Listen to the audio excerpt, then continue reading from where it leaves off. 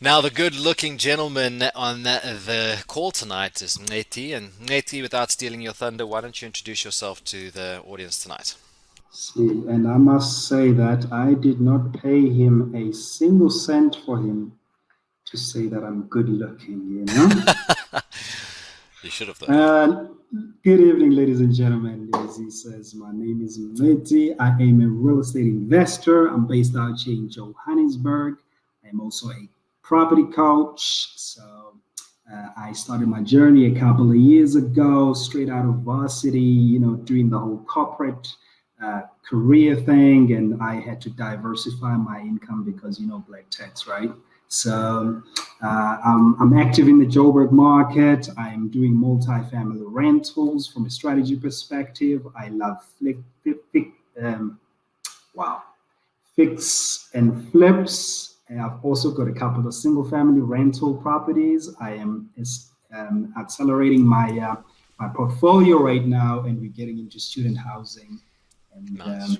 and growing the portfolio. Now, Mncedi, we've known each other, what, for 4 years, eh? Yeah. Actually, as a matter of fact, our very first meeting was in this month of February, 4 years ago, when I was fresh in property and we Yeah. were about to So, start. for those of you who don't know, I was Nate's coach back in the day. About 4 years ago, we had our first meeting in Four Ways at a place called Throbbing Strawberry. And when he sat down, he said he was going to be the best student I've ever had. And I've heard that so many times, and I thought, yes, this guy's blowing smoke. But the reality is, 4 years down the line, these are just some of the deals he's been involved in. Nate, do you want to just tell us high level what these deals are about? Yeah, 100%. So pretty much, I mean, as you saw in the previous page, I do flips. You'll see the ones that have got profits. Those are flips that I've done. The ones that have got income. Those are the ones that generate passive income.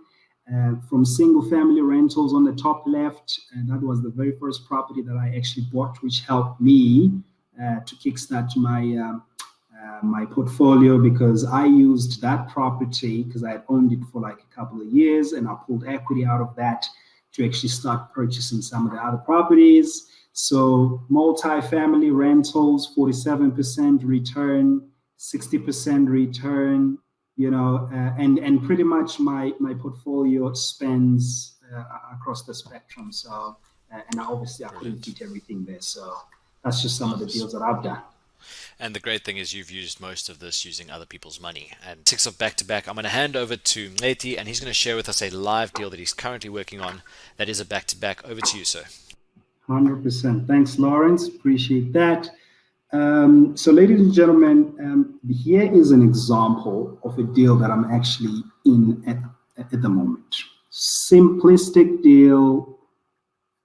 This guy came through my website. Thank you for closing.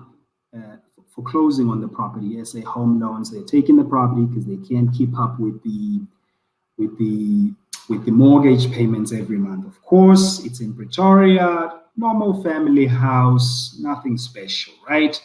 But what Lawrence spoke about was he said you need to pay attention to the motivation.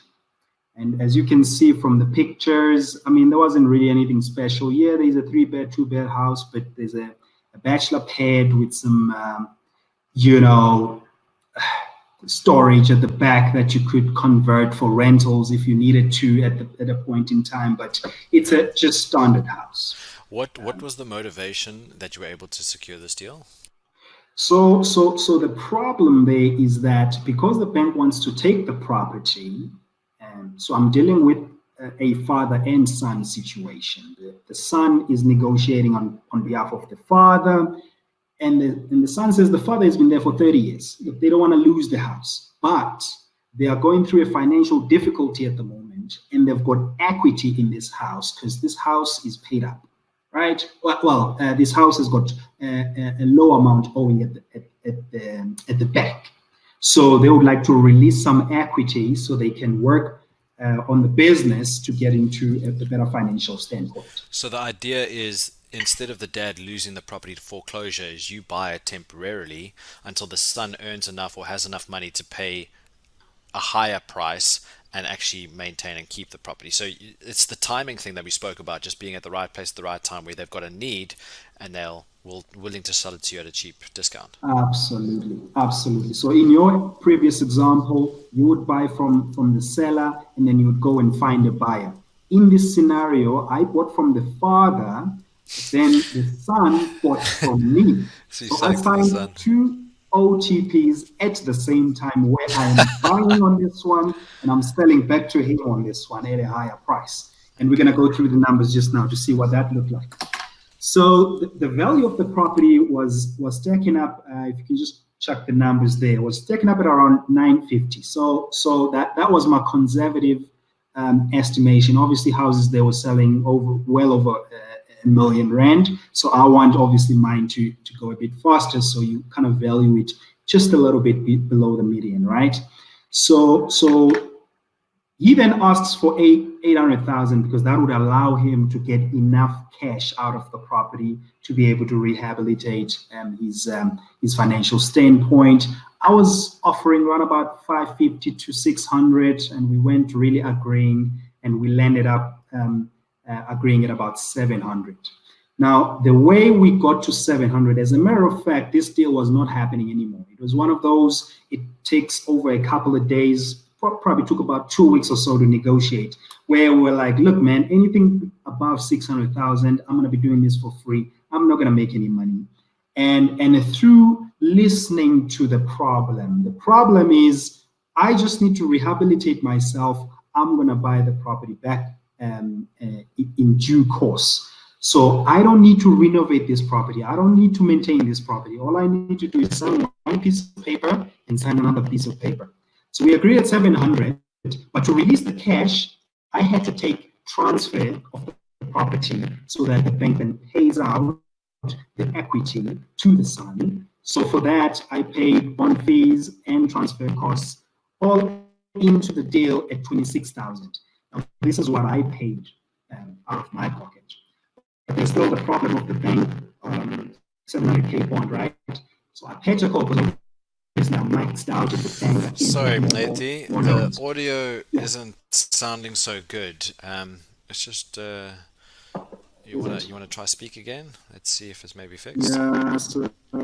So yeah. Let's see if is that getting better. It's a bit still the Terminator. There we go. There we go. Yeah, it's working again. Yeah, it's working again. Go for it. Okay, I'm taking off the earphones. So what happened was, obviously, I'm bonding the property for 700K, but I can't get the bond. So I paid a call to a friend of mine who works for a bank who can get the mortgage very, very, very cheap because he's going to get staff rates. So he bonds the property for me. I said, we're going to form a partnership and buy this property together. I will pay for the closing costs. You hold the bond for me for a 12 months duration. And when we exit, I'll give you 40% of the deal. I'll take 60%. And he looked at the number and he said, the only thing I have to do is sign a piece of paper and apply for a bond. I'm in.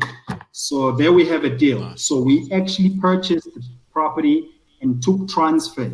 Now we don't want to kick the father out of the house. So we agreed in the OTP that the father is actually going to pay 9,000 rands rental on the property while they are still living there before they buy it back, right? So now, as you can see in phase 2, which is what we're in at the moment, we're going to be getting a net cash flow after obviously the rent is $9,000 OPEX, and then you're left with about just over 3,000, and over a 12 months period, we're going to have a net flow of about 43,000 there. We've sold the house back to them at 950. Total income is around 993. Now, we took a bond of 700. That bond amortizes because the father, through the rent, is paying it down. So it amortizes down. So when we exit, it's going to be about 681, and plus the 26K that we paid on the property when we closed. So the profit that we're making on this deal is 285,000 in a 12 months period. Now, the key thing here is exactly how Lawrence explained it. You get a seller, they've got a problem. The very key thing that you're looking for, especially, I must emphasize this, when you're dealing directly with the seller, you're not there to make money. Money must become a secondary thing. So, what is the problem you have? And if you can try and craft a solution to the problem, then you layer your profit on top of that. You then come up with a win win situation. In this case, it just so happened that the seller effectively became the buyer at the same time. So I kind of Yeah, that's back to back crazy. it, and I was sitting in the middle collecting the money. It's a brilliant case study and example of a back to back. As long as you've got the buyer and the seller and you can meet them in the middle, making sure that everybody ends off on a win win. Thanks, Mncedi. Actually keen to jump on some really, really good property deals. You can get in touch with me, and we'll certainly look into doing deals together, man. Fantastic, guys. I mean, there you heard it. From being an absolute novice 4 years ago when I met him for the first time, and throbbing strawberry, and to now, being, I would call it, a property mogul. Nate, I'm proud of you, brother. You've come a long way. Well done. That deal looks fantastic. So if there is anybody on the call tonight, again, 7 million sounds very intimidating. Maybe you don't have that. Maybe you've got a half a million or a couple of hundred grand that you would like to invest or loan to the likes of Mncedi. Please contact him. There are his details.